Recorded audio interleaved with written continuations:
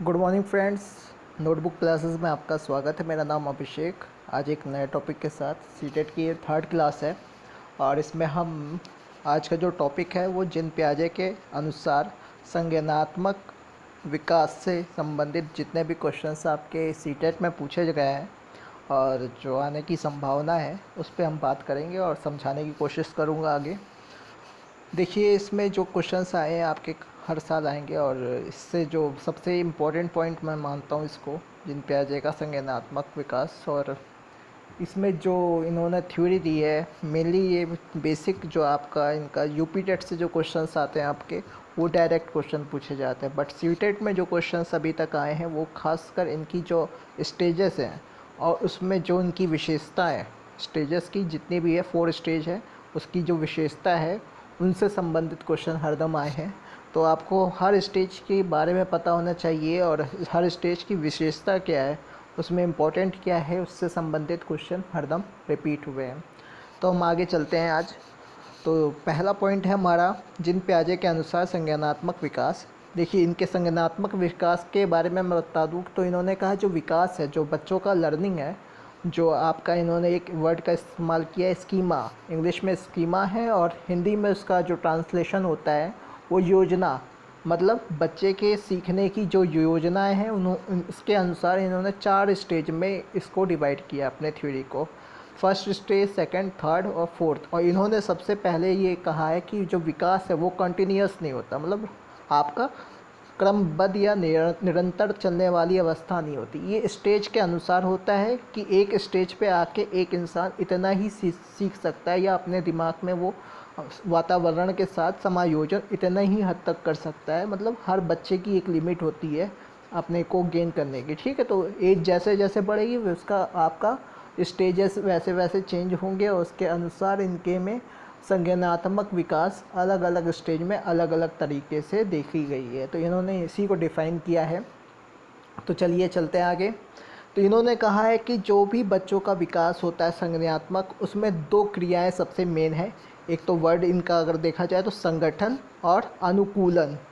संगठन तब होता है आपका जब कोई भी व्यक्ति या कोई भी बच्चा कोई भी बौद्धिक सूचनाओं को सार्थक पैटर्न पर व्यवस्थित करता है, मतलब अपनी भी जितनी भी बौद्धिक क्षमता है या उसने जो गेन किया है अभी तक उसके अनुसार अगर जो इन्फॉर्मेशन वो मिल रही है उसको अगल बगल के वातावरण से, वो उसको ऑब्ज़र्व उसी पैटर्न पे करता जाएगा। मतलब आपकी भाषा हिंदी है तो आपके अगल बगल जो हिंदी में जितने लोग इन्फॉर्म कर रहे हैं या आपसे बात कर रहे हैं वो आप सब हरदम गेन करते जाएंगे, क्योंकि आपके बौद्धिक पैटर्न का जो दिमाग और समझने की क्षमता है वो हिंदी है आपकी। तो वो आप इस भाषा में जब तक सुनते रहेंगे तो उसको संगठित करते रहेंगे। मतलब एक तरह से उसमें एक साइड से आप सुनते रहेंगे और दूसरे साइड से आप उसको, मतलब ये नहीं कि उसको हरदम याद ही रखना है, ये कभी नहीं, बस संगठित करते रहेंगे। तो पहला है संगठन और दूसरा है अनुकूलन। जब कोई व्यक्ति कोई ऐसी नई इन्फॉर्मेशन पाता है जो उसके लिए एकदम नई हो, तरीका उसका नया हो, तो उसके लिए अलग से एक प्रयास करता है वो अलग से समझने के लिए, मतलब अलग से वातावरण क्रिएट करता है उस नई इन्फॉर्मेशन को सीखने को के लिए, जिसका इस्तेमाल हम अनुकूलन कहते हैं। ज्योग्राफी का वर्ड है ये। अनुकूलन का मतलब होता है मतलब ऐसा वातावरण जिसमें आपका जैविक विकास सर्वाधिक होता है। ज्योग्राफी में अगर अनुकूलन वर्ड का इस्तेमाल होता है आपका तो देखा गया है। लेकिन यहाँ पे अनुकूलन का मतलब ये होगा कि यहाँ पे व्यक्ति अगर जब कोई नई इन्फॉर्मेशन पाता तो अपने दिमाग में या अपने मस्तिष्क में ऐसी अवस्था बनाता है या ऐसा इन्वायरमेंट बनाता है कि उस नवीन ज्ञान को वो कॉपी कर सके या गेन कर सके, ठीक है।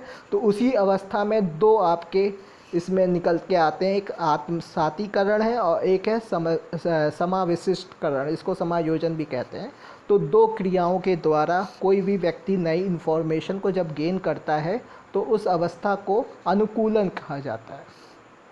आगे चलते हैं। अनुकूलन में आत्मसातीकरण क्या होता है। देखिए, पहले प्रोसेस ये होता है कि नवीन ज्ञान अनुभवों को पूर्ववर्ती विद्यमान बौद्धिक संरचनाओं में यथावत व्यवस्थित करना। मतलब कोई ऐसी नई इन्फॉर्मेशन आपको मिलती है तो आप अपनी बौद्धिक संरचना, मतलब जो दिमाग है, आप उसी पैटर्न पे उस नए इन्फॉर्मेशन को आप अपने अंदर गेन कर ले जाते हो। ठीक है, दोनों को अब मैं समझाता हूँ बारी बारी से। इसमें आप क्या है कि गेन कर ले जाते हो। इसका मतलब ये हुआ कि अगर आपने एग्ज़ाम है, आपका एक क्वेश्चन याद करना है आपको, ठीक है, आपको एक क्वेश्चन याद करना है, तो आपने समझ लीजिए 2 लाइन पढ़ी है अभी आपने, आपके दिमाग में जो था 2 लाइनें आपने याद कर रखी हैं किसी क्वेश्चन की। बट आपको एक नया लाइन मिलता है, नई इन्फॉर्मेशन मिलती है, तो आप उसके साथ एक लाइन और ऐड कर लेते हो उसी के साथ। ये आपका आत्मसातीकरण कहलाता है। ये प्रक्रिया मतलब आपकी नॉलेज प्लस एक नई नॉलेज के साथ समन्वय करना, ये आपका आत्मसातीकरण कहलाता है। परंतु जब ये गलत होता है, मतलब ये दोनों जो आपकी इन्फॉर्मेशन थी उसमें कुछ कमियां होती हैं या वो व्यवस्थित नहीं होती है, तब आपको कोई नई इन्फॉर्मेशन थर्ड वाली जो मिलती है, ठीक है, थर्ड इन्फॉर्मेशन जो आपको आपके दिमाग से अलग थी, जो नई इन्फॉर्मेशन मिलती है, तो आप इसमें इन दोनों लाइन में या आपके जो ज्ञान है या आपका जो गेन किया है उसमें आप करेक्शन करते हो। तो उस अवस्था को समाविशिष्टकरण या आप समायोजन करते हो। ठीक है, पुराने थॉट्स को या पुराने विचार को या पुराने जितना भी थॉट्स थे आपके, उसमें अगर कोई त्रुटि है तो आप नए इन्फॉर्मेशन के द्वारा उसमें सुधार करने की प्रक्रिया को समायोजन कहते हैं या समाविशिष्टकरण कहते हैं। इतना समझ में आ गया होगा कि अनुकूलन के अंदर आपका आत्मसातीकरण और समाविशिष्टकरण की अवस्था होती है। तो दोनों का जब भी क्वेश्चन आएगा कि आत्मसातीकरण क्या है, आ भी चुका है कई बार क्वेश्चन, आप पिछले पेपर से उठा के देखिएगा, मैं नेक्स्ट जो वीडियो बनाऊंगा उसमें आपका इसी से क्वेश्चंस जितने रिपीटेड होंगे मैं आपको दिखाऊंगा। चलिए अब आगे चलते हैं। ये अवस्थाएं हैं आपका, जो जिन पियाजे ने अवस्थाएं दी हैं 4, वो 4 अवस्था है। मैंने ज़्यादा नहीं लिखा है, पॉइंट टू पॉइंट लिखा है, क्योंकि पॉइंट टू पॉइंट समझने में आपको वर्ड्स कमांड ज़्यादा रखिएगा, क्योंकि वर्ड्स का खेल बहुत ज़्यादा होता है इसमें। ठीक है, और जो क्वेश्चंस भी आपके आते हैं ज़्यादातर इन्हीं वर्ड्स का इस्तेमाल सीटेट करता है अपने पेपर में। इसलिए मैंने कहानी नहीं लिखी। आप अगर उनकी पूरी थ्योरी पढ़ना चाहो, उनकी पूरी जीवनी पढ़ना चाहो, अच्छा है, सब कुछ बहुत सही है, आपका नॉलेज अच्छा बढ़ेगा। बट जो एग्ज़ाम का पैटर्न है, अगर आप इन वर्ड्स को उस कहानी में खो देते हो तो वो आपके लिए वहाँ पे कन्फ्यूज़न पैदा करती है। तो चलिए हम पहला स्टेज पढ़ते हैं। पहला स्टेज इन्होंने बताया है संवेगात्मक अवस्था, 0 से 2 वर्ष, मतलब जो बच्चा होता है जब जन्म से पैदा होता है, जब 0 से 2 वर्ष का होता है, तो उसको संवेगात्मक अवस्था, मतलब आपका इसमें संवेगात्मक में क्या है कि बच्चा सिर्फ छू कर, सूंघ कर या मतलब टच करके या आपका समझ लीजिए खा पी के जो टेस्ट लेके, इन सब से जितना भी सेंसिव चीज़ें होंगी उससे सिर्फ अपने अनुभवों को मतलब गेन करता है, या अपने जो संज्ञान होता है, संज्ञानात्मक अवस्थाएं होती है, मतलब अपने को गेन करने विचारों की अवस्था, सिर्फ ये सेंसेस जितना भी सेंसर चीज़ होगा, कान, आँख, मुंह, नाक, इन सब से महसूस, स्किन जो होती है आपकी, इन सब से ही गेन कर पाता है। तो इस अवस्था पहली स्टेज है हमारी संवेगात्मक अवस्था, जिसमें आपका पहला टॉपिक है स्वतः सहज क्रिया। ये आपका यही मैं बता रहा था कि स्वतः सहज क्रिया के द्वारा ये अपने हर चीज़ को महसूस करता है, अपने अनुभवों को ये गेन करता है। ठीक है, फिर दूसरा है असहाय जीवधारी। इसमें जीवधारी इंपॉर्टेंट होगा, कभी कभार क्वेश्चन आ जाता है कि बच्चे को हर किसी में जीव, मतलब आपका दीवार ले लो, ज़मीन ले लो, तो उसको ये लगता है कि वो सब लिविंग थिंग है। ठीक है, यहाँ पे कभी कभार क्वेश्चन आ जाता है कि जीवधारी की जो टॉप नेम है या आपका जो पॉइंट है वो किस अवस्था के अंतर्गत माना जा सकता है, तो उसमें है फर्स्ट स्टेज में आपको माना जा सकता है इस अवस्था को। फिर थर्ड पॉइंट है अर्धभाषी, मतलब ये टूटी फूटी या एक भाषा लैंग्वेज बोल दिया, मतलब एक पॉइंट बोल दिया, तो वो भी हल्का सा, ज़्यादा क्लियर नहीं, तो सीधा आपको दिमाग में ये रखना है, सॉरी स्वतः सहज क्रिया और असहाय जीवधारी और अर्धभाषी फर्स्ट स्टेज में आता है। आपका सीधा क्वेश्चन इसी से संबंधित आने की संभावना होती है। ठीक है, हम अब दूसरे स्टेज पे चलते हैं। दूसरा है पूर्व सक्रियात्मक अवस्था, ये 2 वर्ष से 7 वर्ष तक के बीच में मानी जाती है। इसको फिर से डिवाइड किया जाता है 2 से 4 वर्ष और 4 से 7 वर्ष में, बट वहाँ पे आप कंफ्यूज कर जाओगे। और मैंने अभी तक जो पीछे के क्वेश्चंस देखे हैं उसमें कहीं पे भी इसकी इन्फॉर्मेशन नहीं दी है या ऐसे क्वेश्चंस नहीं पूछे, तो मैंने डायरेक्ट आपको यहाँ पे क्लियर कर दिया है। देखिए, पूर्व सक्रियात्मक अवस्था है दूसरी, और तीसरी क्या है, मूर्त सक्रियात्मक अवस्था। ठीक है, अब इसमें पूर्व सक्रियात्मक का मैं अगर आपके दिमाग में इमेज बनाऊं, तो अगर आपको गाड़ी चलानी है, पहले गाड़ी चलाने के लिए सीखना पड़ता है। तो यंग आपका जब आपको सोचने की क्षमता या आपको डिसीज़न लेना होगा, तो उससे पहले आपको उस चीज़ों के लिए आपको तैयार किया जाता है। उसी अवस्था को हम कहते हैं पूर्व सक्रियात्मक अवस्था। मतलब ऐसी अवस्था जहाँ पे आपको गाड़ी सिर्फ अभी ड्राइविंग सीखनी है। ठीक है, तो आप कार इस्तेमाल नहीं करोगे, सीधा जाके गाड़ी में बैठ गए आप और आपने गाड़ी चलानी शुरू कर दी सॉरी, तो ये नहीं होगा। दूसरा है आपका पूर्व सक्रियात्मक है, मतलब आपका कोई भी क्रिया करने से पहले आप जो भी प्रिपरेशन है, समझ लीजिएगा ये ऐसी स्टेज होती है। और इससे सीधा क्वेश्चन आपका जो आता है कि सीधा क्वेश्चन आपसे पूछा जाएगा कि खोज की अवस्था किस स्टेज के अंतर्गत आती है जिन पियाजे के, तो आप बताएंगे कि पूर्व सक्रियात्मक अवस्था के अंतर्गत सेकंड स्टेज में आती है। ठीक है, अनुकरण की प्रवृत्ति बच्चे किसमें सीखना शुरू करते हैं। अनुकरण जो है सीखने की सबसे अच्छी विधि मानी जा सकती है कि बच्चा सबसे ज़्यादा सीखता कब है, जब वो अनुकरण करता है। क्वेश्चन ऐसे आ भी चुका है आपका, अगर देख लीजिएगा 2018 का है कि सीखने की सबसे अच्छी विधि बताइए, तो उसमें अन्वेषण था, अनुकरण था, या ऐसे कई सारे थे, तो उसमें आपका अनुकरण सबसे बेस्ट विधि मानी जाती है। ठीक है, फिर भाषा का विकास, और दूसरा है विचारों की अविलोमिता या अविलोमीय।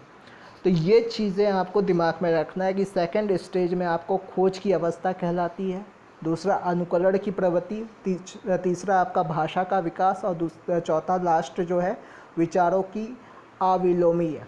अब मैं इसको डिफ़ाइन करते हुए चल रहा हूँ। सेकंड स्टेज जब 2 से 7 वर्ष का बच्चा होता है आपका, तो वो खोज की अवस्था, मतलब वो सीधा हर कोई भी चीज़ उठाएगा, तो ये क्या है, कैसे बनी, क्या है इसका, क्या मतलब हुआ, इसका नाम क्या है, तो ये आपकी खोज की अवस्था कहलाता है। तो इसी से क्वेश्चन आपका बनता है। तो सेकंड स्टेज जो है पूर्व सक्रियात्मक अवस्था जो है आपकी, गाड़ी चलाने के लिए आप तैयारी कर रहे हो, आप ड्राइविंग सीख रहे हो। ठीक है, तो ये पूर्व सक्रियात्मक अवस्था से संबंधित है, तो इसमें खोज की अवस्था होती है। दूसरा अनुकरण की प्रवृत्ति होती है। अनुकरण मतलब बच्चा अगर किसी को सेविंग करते हुए देख रहा है, तो वो भी ऐसे अपने आप को सेविंग करना, बल्कि उसकी दाढ़ी नहीं है, तो अनुकरण की प्रवृत्ति इसमें होती है सबसे ज़्यादा। तीसरा जो है भाषा का विकास, ये जो होता है, ये टाइम जो होता है 2 से 7 वर्ष का, इसमें भाषा का जो डेवलपमेंट होता है सबसे ज़्यादा आता है। कई बार क्वेश्चन आ चुका है आपका कि भाषा का विकास किस में सबसे ज़्यादा होता है, किस स्टेज में, जिन पियाजे के, तो उसमें है आपका सेकंड स्टेज है जो कि पूर्व सक्रियात्मक अवस्था कहलाती है। इसके अंतर्गत भाषा का विकास सबसे अधिक होता है। लास्ट पॉइंट जो है विचारों की अविलोमीय, ये आप हल्के में मत लेना ये वाला पॉइंट, क्योंकि है बहुत इम्पोर्टेंट। इसमें क्या है कि बच्चा जो है पहले थॉट को अपने, अगर किसी ने उसको कुछ बताया तो वो स्वयं मान लेता, ठीक है हाँ एकदम सही है। बट क्या है कि अगर इसमें एक एग्जांपल दिया था कि 2 छड़ें अगर आपकी रख दी जाए पैरेलल वे में, तो सब बच्चा कहेगा कि बराबर ही है, इक्वल है ना। लेकिन यही अगर आपका 2 छड़ें जो है होती हैं आपकी, वो एक आगे एक पीछे करके रख दिया जाएगा, तो आपका बच्चा कहेगा कि ये वाली बड़ी स्केल है। बल्कि वो अपने पूर्व थिंकिंग पे नहीं जा पा रहा, मतलब अपना उसने देखा है, बल्कि उसको देखा गया है कि उसने पहली चीज़ दोनों को इक्वल में बोला था, अब ये आगे पीछे हो गया, ये नहीं दिख रहा है उसको। तो वही है कि अपने जो विचार होते हैं उसके स्थिर नहीं होते, उसको मतलब याद करने की कैपेबिलिटी नहीं होती है 2 से 7 वर्ष। मैं एक छोटा सा एग्जांपल यहाँ दूंगा कि एक 2 से 7 वर्ष के बच्चे को तकरीबन 2 से 3 किलोमीटर लेके चले जाओ, 2 से 4 गलियाँ घुमा दो और उसको वहाँ पे छोड़ दो कि वापस पहुँच जाओ अपने घर, तो नहीं जा पाएगा। बल्कि अगर आपका 7 से 12 वर्ष का है या 12 से 15 वर्ष का व्यक्ति है, तो वो जहाँ तक मैं समझता हूँ कि उसको नॉलेज रहेगी कि इधर से मुड़ना है, यहाँ से मैं घूमा था, तो वो पहुँच जाएगा। तो दिमाग में रखना कि ये ऐसी अवस्था होती है जिसमें आपके विचार जो होते हैं या थिंकिंग जो होते हैं, जो थॉट्स होते हैं, जो समझने की क्षमता होती है, तर्क करने की क्षमता होती है, इसमें इतना डेवलप नहीं हो रखी होती। इसी के लिए इसको हम विचारों की अविलोमिता या अविलोमी कहते हैं। ठीक है, इसमें तार्किक क्षमता बिल्कुल नहीं होती। थर्ड स्टेज चलते हैं हम, मूर्त सक्रिय अवस्था। अब इसमें हमारा जो इसका है 7 से 12 वर्ष इसकी जो एज है, उसमें देखना होगा कि विचारों की विलोमी। यहाँ पे कन्फ्यूज़न बिल्कुल मत खाना, इसमें बहुत बार घुमा चुका है, कई बार क्वेश्चंस आपके आ चुके हैं कि विचारों क्या विलोमी किस अवस्था में है, तो वो थर्ड स्टेज में है। और आपका विचारों का की अविलोमी वो है सेकंड स्टेज में। अविलोमी का मतलब होता है तर्क करने की क्षमता जब नहीं होती तो अविलोमी, और तर्क करने की क्षमता जब विकसित हो जाती है तो विलोमी हो जाता है। ठीक है, तो ये दिमाग में रखिएगा, थर्ड स्टेज में विलोमी है, सेकंड स्टेज में अविलोमी है। ठीक है, हम आगे चलते हैं। संरक्षण क्रमबद्धता सेकंड पॉइंट है, और थर्ड पॉइंट है पूर्ण अंश संप्रत्यय का उपयोग। ये तीनों इम्पॉर्टेंट हैं, लेकिन दो सबसे ऊपर वाला बहुत इम्पॉर्टेंट है, दोनों आपस में मिला हुआ है। यह पहला विचारों की विलोमी, इसमें बच्चों में तर्क करने की क्षमता आ जाती है, उसमें बच्चों में तर्क करने की क्षमता नहीं थी। अब यहाँ पे आप कह देंगे कि दोनों स्केल बराबर रखो, 7 से 12 वर्ष के बच्चे से पूछा जाएगा कि दोनों स्केल बराबर रखो, एक को आगे कर दो एक को पीछे कर दो, अब इक्वल है कि नहीं, तो वो कहेगा इक्वल है, बस थोड़ा सा आगे हो गया तो तर्क करने की क्षमता आ गई। तो इसी को कहेंगे कि विचारों की विलोमिता हो गई है, मतलब उसको तर्क करने की क्षमता विकसित हो चुकी है। और जब तर्क करने की क्षमता विकसित हो जाएगी तो कोई भी वस्तु देखेगा, उसका भार या आपका उसका मान जो होता है या उसका साइज़ जो होता है, तो वो संरक्षण क्रमबद्धता कहलाता है। मतलब भौतिक वस्तुओं का जब कन्वर्ट होती है, वो शायद स्केल हो अगर कॉपर की, मैं कन्वर्ट करके उसके पिघला के गोल बॉल बना दूं, मैं कह दूं कि इसके भार में कोई अंतर आया है, तो बच्चा सामने से देख रहा है तो वो सीधा कहेगा नहीं, भार में कोई इसमें अंतर नहीं आया, क्योंकि वो कॉपर की जो स्केल थी उसका ही जितना मटेरियल था उतने को ही आपने गोल कर दिया है। तो ये संरक्षण क्रमबद्धता कहलाती कि जिसने पहले देखा है तो उसको उसके आधार पे वो निर्णय लेना, वो भी तर्क शक्ति है, लेकिन यहाँ पे विचारों में विलोमी कहलाएगा, लेकिन और भौतिक वस्तुओं में संरक्षण क्रमबद्धता कहलाता है। मतलब भौतिक वस्तुओं पर अगर तर्क वितर्क कर रहा है व्यक्ति तो वो संरक्षण क्रमबद्धता कहलाता है। ठीक है, आगे चलते हैं। पूर्ण अंश संप्रत्यय का प्रयोग, मतलब थोड़ा बहुत अपने हिसाब से करने की क्षमता जो होती है, पूर्ण अंश संप्रत्यय का उपयोग किया जाता है। लास्ट स्टेज मैं समझाता हूँ, आपका औपचारिक संक्रिया। इसमें आपका देखेंगे कि 11 से आई थिंक 11 से नहीं 12 से होगा, ठीक है, 12 से 15 साल है, थोड़ा कन्फ्यूज़न है, कन्फ्यूज़न नहीं मतलब 12 से 15 साल का ही है, इसमें गलत लिख दिया है थोड़ा। ठीक है, तो चलते हैं। पहला है इसकी जो विशेषता है, अब बच्चा जब 12 साल के बाद इसमें क्या है, विचारों में तर्क करने की क्षमता आ जाती है। अब 12 साल से 15 साल की अवस्था में ये सारी चीज़ें जो थी, तर्क करने की जो क्षमता थी, वो अभी छोटी छोटी थी थर्ड स्टेज में। अब क्या है, बड़े बड़े कैपेबिलिटी इसमें विकसित होती है इसी से। एक तो सांकेतिक अभिव्यक्ति, आपका जो पहला पॉइंट है, सीधा क्वेश्चन यहाँ से एक दो क्वेश्चन मैंने बार बार रिपीटेड हुए हैं यहाँ पे। सांकेतिक अभिव्यक्ति किस अवस्था से संबंधित है? औपचारिक संक्रिया अवस्था से आपका संबंधित है सांकेतिक अभिव्यक्ति। दूसरा है अमूर्त बातों के संबंध में तार्किक चिंतन। इस अवस्था में फोर्थ अवस्था में आपका देखिए मूर्त सक्रिय अवस्था थी, इसमें मूर्त अवस्थाओं में मतलब अगर भौतिक वस्तुएं देंगे तभी तार्किकता मतलब उसमें विकसित होगी। मतलब आपका अगर गणना करने को दे देंगे तो आपका या तो उंगली पे करेगा बच्चा, मतलब आप ऐसे कह दीजिए कि सोच के तुम 10 प्लस 20 प्लस 30 प्लस करके बताओ कितना हुआ टोटल, तो वो ऐसे नहीं कर पाएगा, घबरा जाएगा थर्ड स्टेज में। बट फोर्थ स्टेज में क्या है, वो बिना आपका, जैसे आपका थर्ड स्टेज में मैं एग्जांपल दूंगा कि स्कूल में अबेकस जो मैथमेटिक्स के लिए इस्तेमाल की जाती है, उसमें आपका गोलियां होती हैं, उसके हिसाब से वो प्लस माइनस करते हैं, आजकल नया आया है। बट इसमें क्या है, आपका फोर्थ पॉइंट में यहाँ पे अमूर्त बातों के संबंध में तार्किक चिंतन। यहाँ पे अगर आप सीधा लिख के दे दोगे कि बेटा इसको प्लस कर दो, इसको माइनस कर दो, इसको मल्टीप्लाई कर दो तो कितना हो जाएगा, तो वो उसको किसी आपका पेंसिल की कॉपी की ज़रूरत तो पड़ेगी, बस वो इंटू करेगा। मतलब सांकेतिक जो अभौतिक चीज़ें हैं उसी के आधार पे दिमाग में गणना कर ले जाएगा काफ़ी हद तक कि वो चीज़ें कितनी आएगी, आंसर कितना होगा। तो ये दिमाग में रखिएगा। फिर है आपका थर्ड पॉइंट है स्व आलोचक। मतलब उसमें आलोचना करने की क्षमता आ जाती है, किसी बात पर डिस्कशन करने की क्षमता विकसित हो चुकी होती है। कोई भी टॉपिक उठाएंगे तो आप उस पर दो चार वो बात अपनी रखने की क्षमता आ जाती है उसकी। अपने भविष्य के बारे में सोचना, इसमें आप देखोगे तो 10वीं क्लास तक बच्चे पहुंच जाते हैं, या 10वीं तक आपका देखोगे तो बच्चे क्या है, अपने भविष्य के बारे में सोचते हैं कि हमको आर्ट साइंस लेनी है, साइंस साइड लेनी है, मैथ लेनी है, साइंस लेना, क्या लेना है। तो ठीक है, इसमें यहाँ पे बच्चों में भविष्य के बारे में चिंतन करने की मतलब सोचने की प्रवृत्ति देखी जाती है। तो आपको ये दिमाग में रखना है। फोर्थ स्टेज यहाँ से ख़त्म हो जाता है, लास्ट मैंने बता दिया था।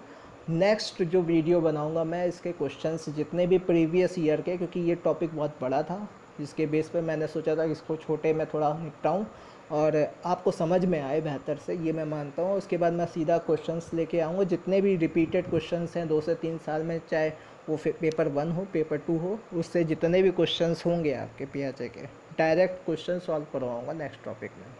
चलिए अब आगे चलते हैं, नेक्स्ट टॉपिक में बात करूँगा। Thank you.